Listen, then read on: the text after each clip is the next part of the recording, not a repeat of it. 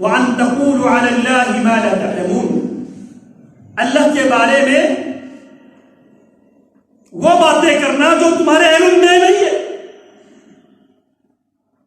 کسی کے اوپر فتویٰ بازی لگانا بغیر کسی علم کے، کسی کو جہنمی ڈکلیئر کرنا، کسی کو دائرہ اسلام سے خارج کرنا، کسی کے اوپر کفر کی ٹائٹل اپنے طرف سے چسپان کرنا، کسی کے اوپر گستاخ کے الزام اپنے طرف سے لگا دینا، کسی کے اوپر مشرک کے فتویٰ اپنے طرف سے ٹھوک دینا.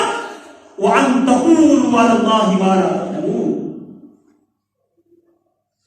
کیونکہ جب آپ فتویٰ دے رہے ہوتے ہیں تو آپ اللہ کی طرف سے سائن کر رہے ہوتے ہیں.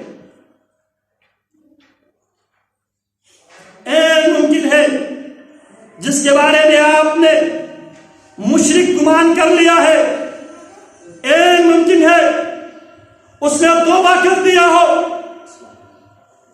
اور توبہ کرنے والا پابند نہیں ہے وہ آپ کے پاس رجسٹر کرو.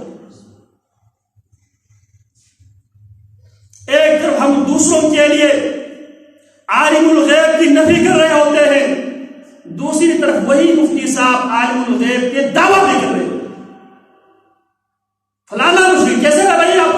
کیا آپ عالم الغیب ہیں؟ ممکن ہے خصوصاً اس دور میں فتویٰ بازی بہت مشکل ہو گیا ہے. سوشل میڈیا کے ذریعے کتنے لوگ ایسے ہیں جو اندر سے تبدیل ہو چکے ہیں. ان کی ظاہری خود و خال اگر آپ کی موافقت میں نہ جائے آپ اس کے اوپر فتویٰ ٹھوک دیں. وَأَن تَقُولُوا عَلَى اللَّهِ مَا لَا تَعْلَمُونَ، اللہ کی ذمہ اس بات کو لگا دینا جس کی آپ کا علم ہے.